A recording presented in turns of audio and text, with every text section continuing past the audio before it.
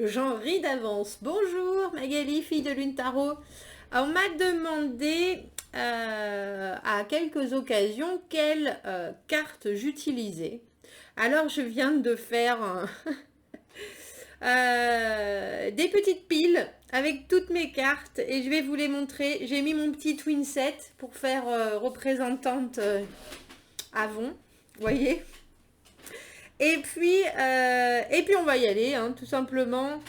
Le premier jeu que j'ai eu, celui avec qui tout le monde devrait commencer, parce que c'est la base. Vous voyez, ce pauvre tarot de Marseille, ce pauvre tarot de Marseille. Je suis obligée de dire, je suis obligée de dire et de les montrer, parce que sinon c'est comme des animaux de compagnie, les cartes. Ça peut devenir jaloux. J'en ai deux. Je vous montre les deux parce que si je ne parle pas de l'un, forcément l'autre voilà, prend toute la gloire. Donc voilà, le tarot de Marseille, les bases du tarot avec... quel est le livre? Non, je crois pas que je l'ai là. Ça, c'est pas celui-là. Quand j'ai commencé, toute petite, à tirer les cartes, j'avais photocopié le livre du papa de ma meilleure copine qui lui tirait les cartes à la base. J'ai finalement retrouvé, bien des années plus tard, je me suis baladée avec mes photocopies que j'avais collées pendant des années, et je pense qu'il est dans ma chambre. Mais sinon, il y a moult livres, dont celui-ci, que j'aime bien parce que il parle... il a des combinaisons. Alors, les cartes en elles-mêmes sont pas mal expliquées, positif et négatif, c'est un peu concis pour moi, mais la partie qu'il a qui est bien, c'est les combinaisons des cartes dont je ne me sers pas forcément, mais quand j'ai du temps ou quand je fais des tirages pour moi ou quand je veux avoir une idée, je l'ai eu beaucoup utilisé parce que c'est très précis. Genre c'est vraiment... Et c'est des fois même un peu incisif. Hein. Dans ce que ça dit, c'est vraiment... on en vient à des détails absolument qui peuvent être... qui peuvent vous clouer sur place quand vous faites un tirage. Donc, c'est pas mal. Ça, c'est pas mal. L'autre, le premier que j'ai utilisé, il est dans ma chambre. Je ne vais pas aller le chercher. Je vous en reparlerai. Je mettrai dans la description. Voilà. Pour aller avec le tarot de Marseille, c'est ce qui m'a fait, moi, euh, euh, grandir, j'allais dire, en tout cas, le tarot de Marseille. Et l'autre livre que je vous mettrai dans la description. Ensuite, je pense que je vais y aller par chronologiquement, je pense. Hein. Je pense que le deuxième que j'ai dû acheter, ça devait être le Morgan Greer. Celui-là. Morgan Greer, il s'appelle Morgan Greer in a Tin, dans une boîte. In a tin. Je mettrai toutes les descriptions. C'est celui-là. C'est celui-là. Celui qui a des cartes très colorées, très précises. Très précise. La version anglo-saxonne, il faut savoir, du tarot, sachant que le tarot de Marseille, les arcanes majeures, donc de 0 à 21, certains disent que ça va de 1 à 21 avec le 0 en plus, 1 à 22, pour moi c'est 0 à 21, mais après vous faites comme vous le sentez, c'est ça qui est important, avant de dire quoi que ce soit. Les cartes, c'est une connexion que vous faites à... Les cartes ont un sens, après votre ressenti, le ressenti du cartomancien, de la cartomancienne, est important pour lier le tout, on dira. C'est ça qui fait que les cartes, la façon dont vous tirez les cartes, la façon dont vous battez les cartes, la façon dont vous décidez de les lire, c'est votre propre... il y a des méthodes, bien sûr, et les cartes ont une signification, mais la façon dont vous liez le tout fait que vous parlez ou vous vous connectez à votre consultant. Bref, le tarot anglo-saxon, la différence de signification dans certaines cartes, c'est sûr. La plus grosse différence pour moi, c'est dans les arcanes majeures, dans le tarot de Marseille, la force c'est le 8. Et dans les tarots anglo-saxons, c'est le 11. Ils ont transposé la justice et la force. Alors, j'ai lu quelque part le pourquoi. Maintenant, je ne m'en souviens plus. Je reviendrai là-dessus aussi. C'est ce qui m'avait le plus choqué à la base. Je regardais le numéro 8 et j'étais là, mais c'est pas cette carte. Mais c'est pas cette carte. Et je vous avouerai que quand j'ai dû lire voilà, le 8 pour eux, c'est la force. Et dans le tarot de Marseille, c'est la justice. Chercher l'équilibre, dominer ses émotions. C'était un peu étrange au début. Et puis maintenant, ça va mieux. Je m'y suis fait.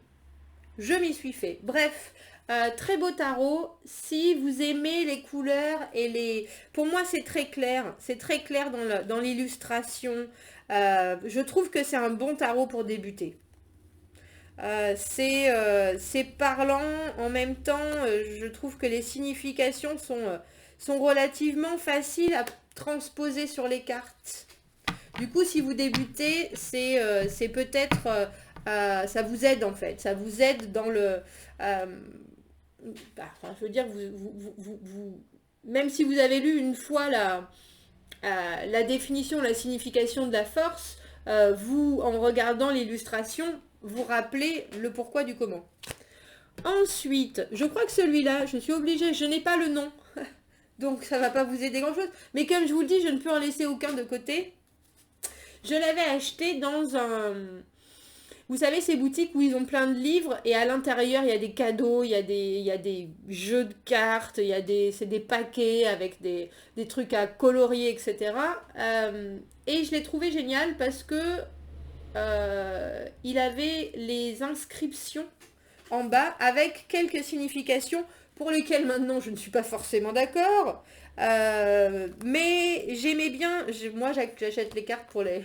J'achète les cartes pour les images, hein. Je pense qu'on fait tous la même chose, mais il a un côté vieille peinture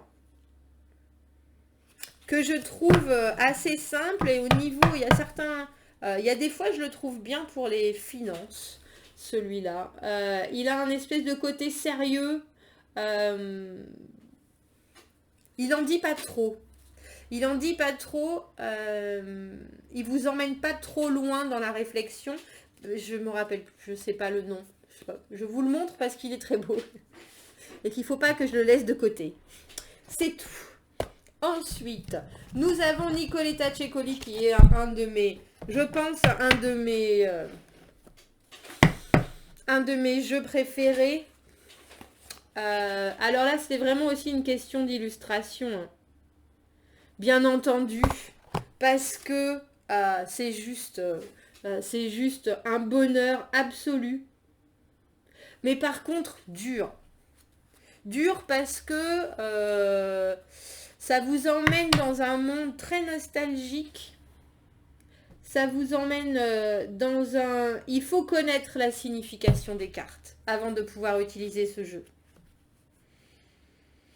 Ou alors, à la limite, il faut l'acheter si vous ne connaissez pas du tout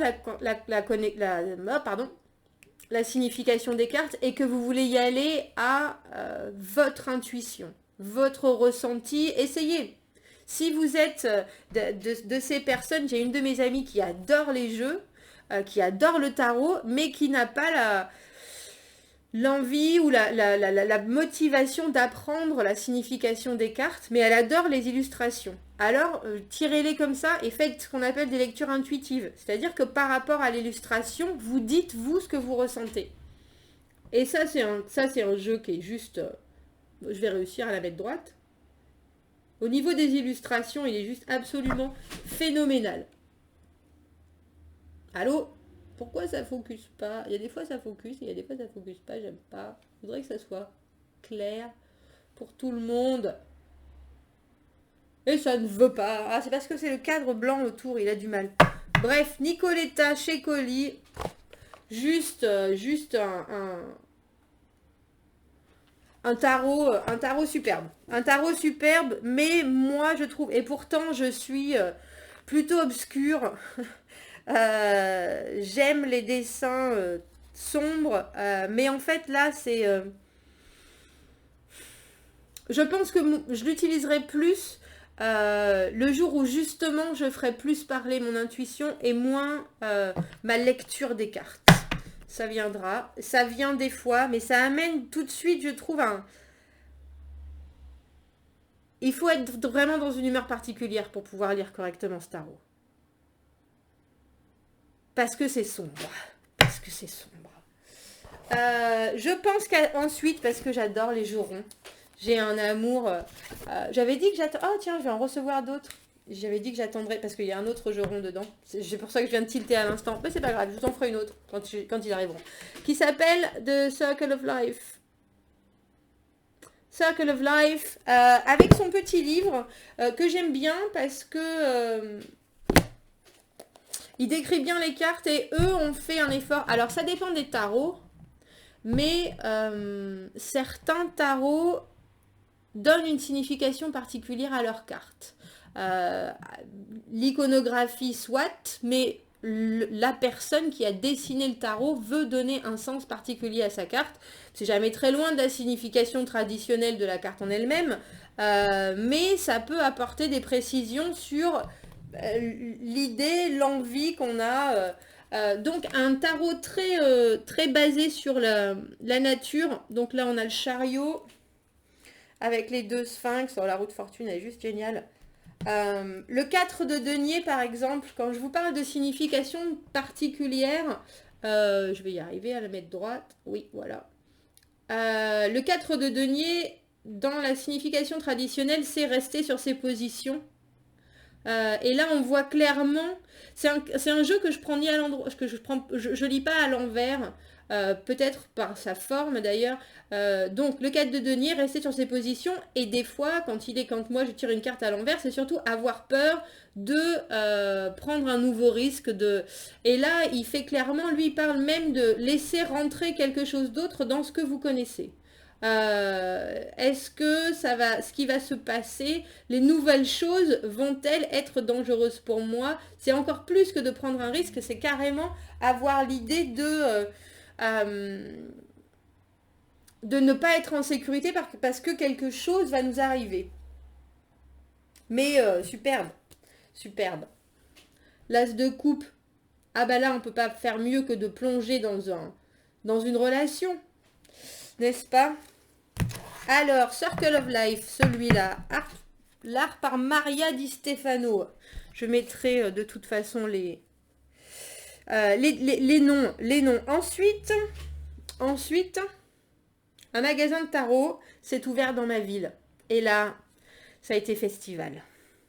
Après, ça a été festival. Alors, Mesquite Tarot, il s'appelle. Mesquite Tarot. Avec les cartes, par exemple, alors dans la simplicité absolue, mais tellement parlante, le Mesquite Tarot. Simple, une iconographie des plus parlantes. Et moi qui suis cancer, donc notre carte c'est le chariot justement. J'ai pas regardé, bien sûr, quand j'arrive dans ce magasin, je regarde les cartes, parce qu'on peut toutes les regarder, on peut toutes les essayer. C'est important le ressenti, le toucher. J'étais pas tombée sur le chariot quand j'ai acheté le jeu. Et quand je suis rentrée chez moi et que j'ai ouvert et que j'ai regardé toutes les cartes, je suis tombée sur la carte du chariot et j'ai dit mais oui. Parce que moi, cette carte, je la trouve phénoménale. La carte du chariot, on flotte, on y va et on flotte. On y va et on flotte. Juste la carte, le 2 de coupe. Enfin vraiment, j'ai des jeux qui sont... dont le David Bowie ou le Nicoletta Cecoli, là, pardon, qui sont très détaillés, qui ont vraiment une signification très profonde et tout. Et avec 3 coups de crayon, on peut faire aussi bien. Le 2 de coupe.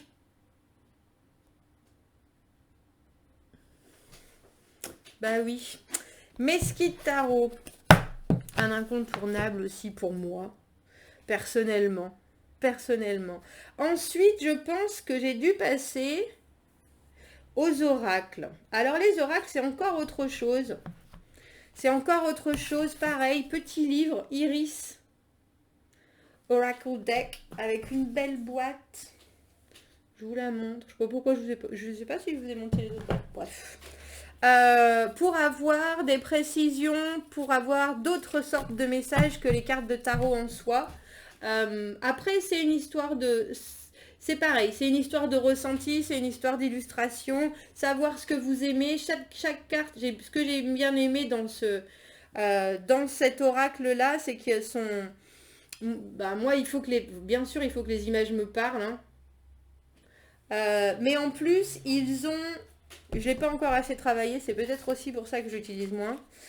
Ils ont vraiment des descriptifs très détaillés de chaque carte.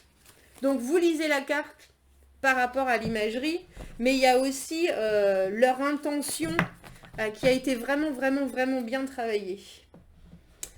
Iris. Ensuite, j'ai acheté le Textured. Alors celui-là, il est superbe. Le Textured Tarot.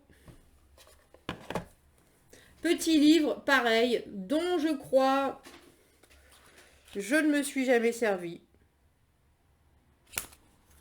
Parce que, c'est pareil, une imagerie qui est tout en douceur, faite avec des collages, et qui est tellement parlante que pour le coup, j'ai pas... Et puis ça c'est le mât.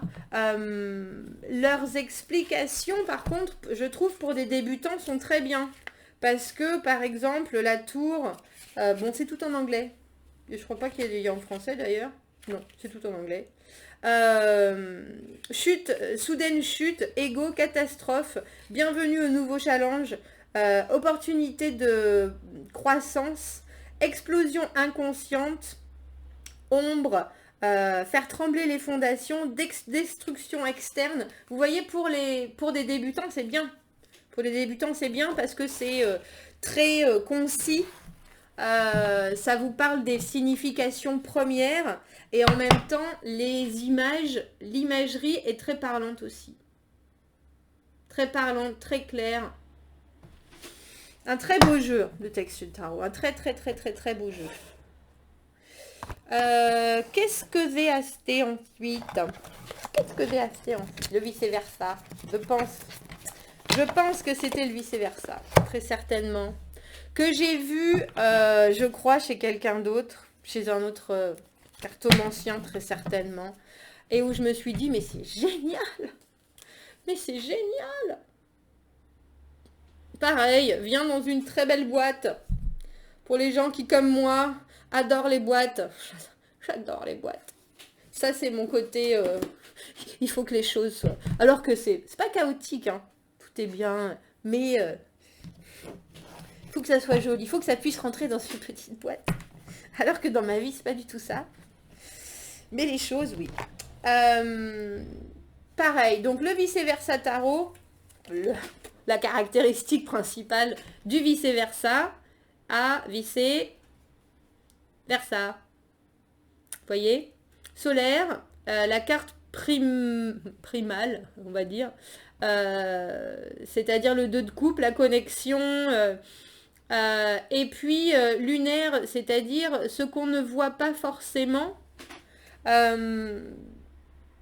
ce qui n'est pas dit, ce qui s'échange ou ce qui est plutôt, alors que le côté solaire est plutôt ce qu'on expose de sa personne, le côté lunaire est plutôt ce qu'on expose à l'univers, entre guillemets. Pareil, des descriptions, là déjà, pour les débutants, c'est moi je trouve ça hardcore. Tout en anglais aussi. Où il nous parle et il nous explique bien d'un côté, et puis de l'autre côté. Ça peut vous faire travailler votre anglais.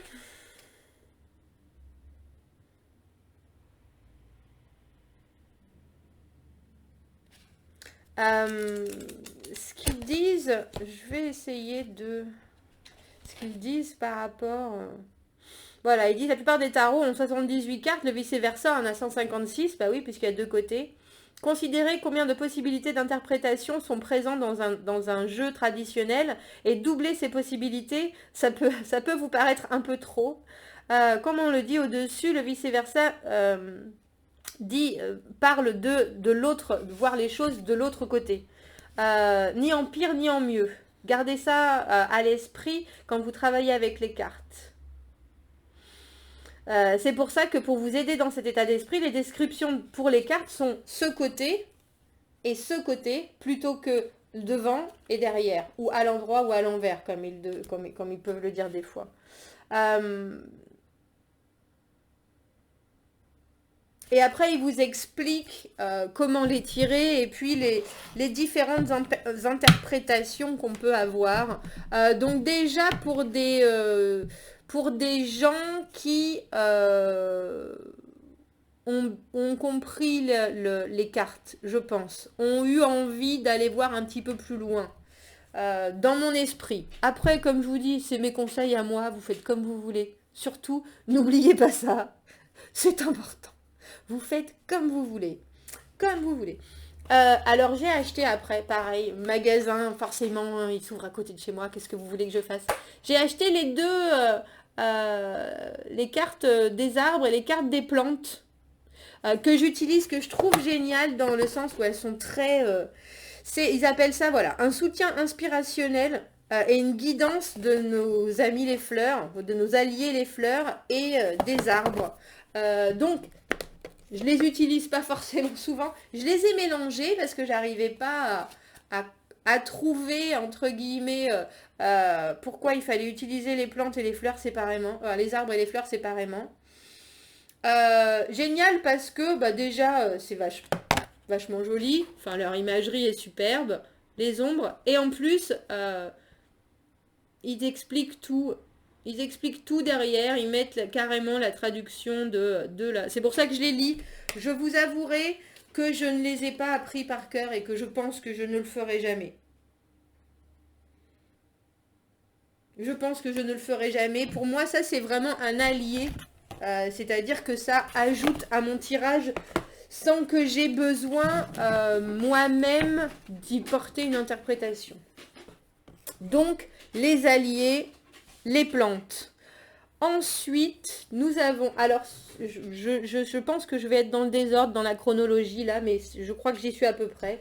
J'y suis à peu près. Je vous ai dit mon amour de la lune. J'ai acheté le Moonology, que je n'utilise pas énormément encore, parce que je me sens un peu... J'aime bien en savoir. J'aime bien le savoir, j'aime bien être sûre. Et pour l'instant, mes phases de la lune, j'y suis pas encore. Il faudrait très probablement que je l'utilise comme un message aussi. Comme un message. Gardez votre concentration. Ça nous parle de toutes les phases de la lune, mais moi j'aimerais bien avoir un autre support personnel sur mes connaissances sur la lune. Les réponses dont vous avez besoin sont en train de venir. J'aimerais bien savoir pourquoi ils associent ça à la pleine lune en Gémeaux, par exemple. Vous voyez? Je trouve que sans ça, mes interprétations ou mes rajouts seraient un peu creux. Donc, il faut peut-être que je lâche prise et que je les utilise juste pour ce qu'elles sont, c'est-à-dire des cartes d'oracle. Mais j'aimerais quand même bien savoir s'il y a une relation entre la pleine lune en cancer, par exemple, et ce qu'ils disent sur un problème personnel est en train de trouver une résolution. J'aimerais bien savoir si c'est parce que pendant que c'est la pleine lune en cancer, il y a ceci et ceci et cela, ce qui fait que, ou si c'est juste un message. Bon voilà, mes petits questionnements personnels, je vous en fais part. Je vous en fais part. J'ai acheté les cartes d'introspection avec les anges et les démons dont je me sers souvent. Vous les connaissez, celles-ci. Je vais réussir, oui. Donc l'introspection présentant les anges et les anges et les démons de votre psyché. Et c'est toutes mes cartes, les rouges et les bleus, qui représentent ce pourquoi on doit se battre ou ce sur quoi pointe pointe nos anges et démons, la vanité, l'indifférence, la colère, mais aussi l'humour, la vision intérieure. J'aime beaucoup. J'aime beaucoup ce petit jeu parce qu'il apporte un supplément d'informations très discrètement. Très discrètement, il fait ça. J'ai ensuite acheté celui-là, The Illuminated Tarot. Et c'est mon premier jeu à 56 cartes. Donc fait comme un jeu de cartes. La boîte. Regardez ça. Moi, j'adore les enluminures. Les enluminures, les images, les vieilles images qui illustraient les encyclopédies ou les dictionnaires. Oh, j'adore. Bref. Illuminated Tarot par Caitlin Keegan. Mon jeu a 56 cartes, donc vous voyez très souvent. J'aime beaucoup. J'aime beaucoup, très facile. Je pense que c'est par la simplicité de l'imagerie, là, pour le coup, le côté très expressionniste qui, moi, m'aide. Et puis, en même temps, le fait que, vu que dans le tarot traditionnel, on a 78 cartes et là, on en a 56, certaines cartes ont un double sens, comme le 4 d'épée et l'arcane sans nom. Ce qui peut amener certaines significations à se changer. Elles se complètent. J'aime beaucoup, je le trouve très très beau. C'est 53 cartes d'ailleurs, c'est pas 56. J'aime beaucoup ce tarot. Un très bel achat. Des fois, je l'utilise pas parce qu'il donne des réponses un peu trop, c'est pas un peu trop concise, mais il laisse pas vraiment la place à l'intuition. Je sais pas pourquoi, si c'est les couleurs, si c'est l'iconographie. Mais il est très beau. Pourquoi est-ce qu'ils ont choisi, par exemple, la papesse à mélanger avec le 2 de denier? La papesse, elle parle pas. La papesse, elle est toute en réflexion, elle est toute en intuition. Et le 2 de denier, c'est quelqu'un qui jongle avec les choses. C'est pour ça que ça peut donner des pistes particuliers. Mais j'aime beaucoup cette idée d'avoir 53 cartes. Qu'est-ce qu'il nous reste? Je garderai... j'allais dire, alors celui-là je l'ai fait, celui-là je l'ai fait, celui-là je l'ai fait, celui-là je l'ai fait aussi. Oh, j'ai bien aimé celui-là aussi. Ça c'est un message, ça c'est des message de paix. Message de paix pour moi, il s'appelle Keepers of the Light. Une carte d'oracle aussi. Oh, ben on ne voit plus rien, ça y est.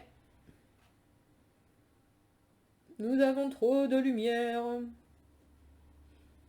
Ah. Bref. Keepers of the Light. Et lui, il nous parle, c'est tous les guides. Tous les guides possibles et imaginables. Alors, Lord Shiva, Marie-Madeleine, le commandant Ashtar. Nous avons Vishnu. Nous avons aussi, par exemple, des guides spirituels amérindiens. C'est vraiment toutes les figures... Ganesh... toutes les figures de toutes les religions, de toutes les modes de pensée. On a Mercure. De toutes les modes de pensée qui sont là pour vous donner des messages. Jeanne d'Arc. Qui sont là pour vous apporter des messages en fait. Jeanne d'Arc par exemple, c'est la voie de la vérité. Restez droit dans vos bottes. Après... Vous imaginez bien, les cartes sont écrites en anglais, donc je traduis. Mais stand strong, pour moi, c'est ça. Hein. Concentrez-vous sur votre objectif. Relâchez la peur de la persécution et dites votre vérité. Dites ce que vous avez à dire. Intéressant aussi quand c'est des tirages où on a besoin d'un conseil particulier et puis d'être soutenu. Je trouve ça agréable. C'est toujours... des guides, des dieux, des j'allais dire des êtres supérieurs spirituellement, bien que Jeanne d'Arc ne soit pas que spirituelle, mais euh, qui vous donne un message de paix et de soutien. Donc on peut pas faire mieux. Ensuite, celui-là que vous ne voyez pas beaucoup parce que je le garde pour moi, qui s'appelle The Wild Unknown, l'archétype, oups, Kim Krans. Pareil, vient dans une belle, dans une belle petite boîte dorée, boîte noire, boîte dorée, non, il y a un diamant au milieu. Et elle a carrément travaillé. Donc le début de son, il y a un petit livre qui va avec que j'étudie en permanence, que j'écris dessus.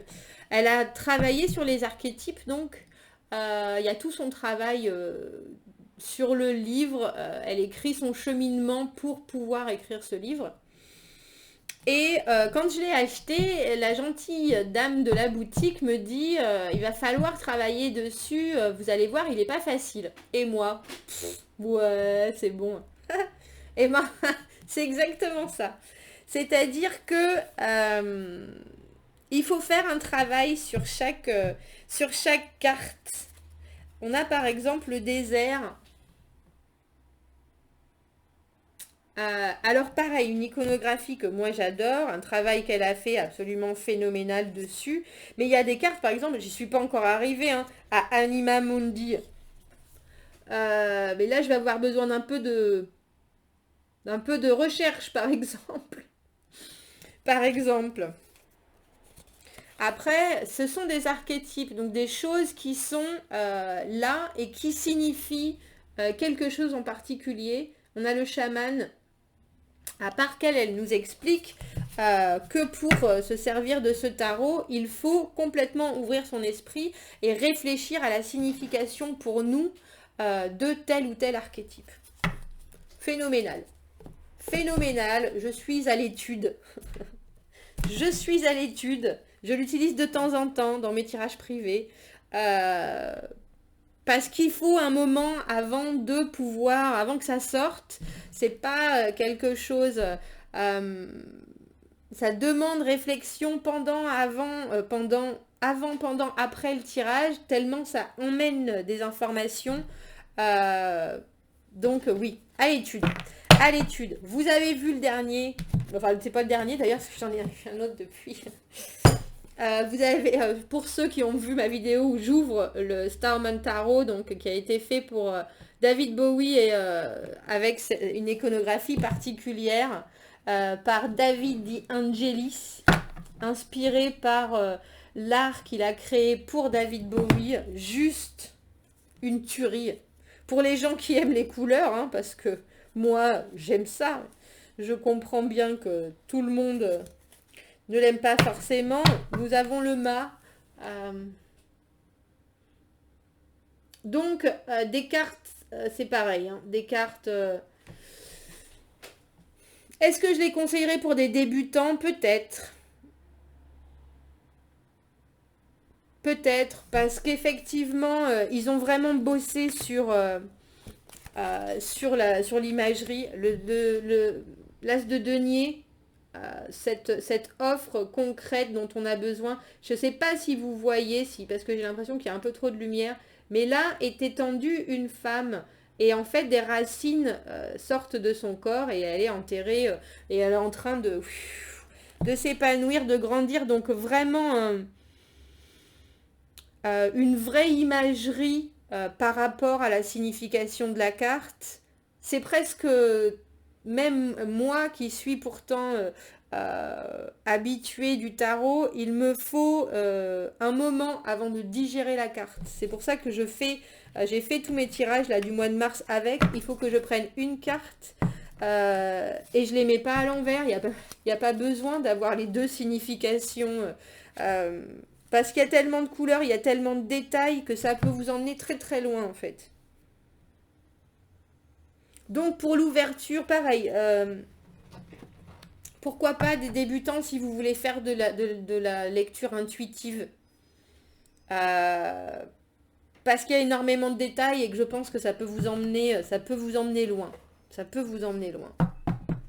Et puis, le dernier que j'ai acheté, qui s'appelle The Fairy Oracle. Alors ça, c'est parce que j'ai une de mes cartomanciennes préférées qui s'appelle Gemma de Gemstone Tarot. Elle est anglaise. Et elle a cet oracle. Et la façon dont elle en parle, Brian Froud, The Fairy's Oracle, elle connaît toutes les cartes. Et il y en a certaines, et puis la façon dont elle en parle, et vu qu'elle connaît toutes les significations, c'est vraiment, ça apporte vraiment énormément. Après, il faut aimer ces images. Ce sont des êtres et des faits de la nature. Hein. L'homme de poète. Je ne l'ai pas encore utilisé, vous le voyez. Tête ligne de sylphe. C'est vraiment une iconographie particulière. Et chaque carte a sa signification. Donc pareil, à bosser pour moi dans mes, dans mes devoirs. Nous avons étudié l'oracle des fées. Ben je crois que j'ai fait le tour. Hein. Je crois que j'ai fait le tour. J'ai en plus moult livres. J'ai pas pensé, tiens, les livres. Ce sera pour une prochaine fois. Hein. Ce sera pour une prochaine fois, les livres. Il faut savoir que quand vous achetez des tarots, très souvent, vous avez un guide dedans. Vous avez un petit livre, vous avez un descriptif. Comme je vous dis, qui est plus ou moins détaillé et puis plus ou moins précis par rapport à la signification première de la carte. Si vous n'aimez pas ou si vous n'avez pas envie d'apprendre la signification des cartes du tarot de Marseille, parce que moi c'est des tarots de Marseille, il y en a plein d'autres. Alors moi ça viendra peut-être, mais il y a le Lenormand, il y a tous les oracles que vous pouvez avoir qui vont pareil vous amener des multitudes de possibilités. J'ai pas parlé du Gypsy. Le petit dernier, parce que celui-là, et celui-là c'est pareil, mais je pense qu'il faut, je sais pas si c'est que j'ai... pourquoi il y a tant de lumière? Quelle heure est-il? Qu'est-ce que c'est que cette lumière? Qu'est-ce que c'est que cette lumière? Voilà. Qui me fait dire qu'il y a des vraies significations que je n'ai pas encore. Donc quand je les ai pas encore, j'ai tendance à pas les utiliser. Et là, c'est écrit en français, en italien et en anglais. Donc là, on a la carte des bons vivants, par exemple. On a la carte de l'amant. Et pour l'instant, je les utilise que peu. Parce que ça donne vraiment des détails très précis. Très précis. La pièce. Ouh. Non, tu veux pas te concentrer? Bref. Sibylle de la Bohémienne, elle s'appelle. Celle qui a fait cet oracle. Et il faut que je regarde si... oh, il m'embête. Pourquoi il se focus des fois et des fois non. Je ne sais pas. Je ne sais pas. Je ne sais pas. Sibylle de la Bohémienne. Je ne sais pas si vous arrivez à lire, j'espère. J'espère. Voilà. Sibylle de la Bohémienne. Ouvrez la porte à la chance. Et pour moi, ça me fait penser aux cartomanciennes, aux gitanes. Hein. Et j'ai dans l'idée qu'il y a pareil des significations que je n'ai pas encore et qui sont peut-être plus profondes que juste le marchand, le militaire, la mélancolie. Donc j'attends. Vous voyez, j'ai mes devoirs à faire. Je mettrai la description et les noms dans la petite case description hein, sur YouTube. J'espère que ça vous a parlé et je vous dis à très bientôt. Au revoir.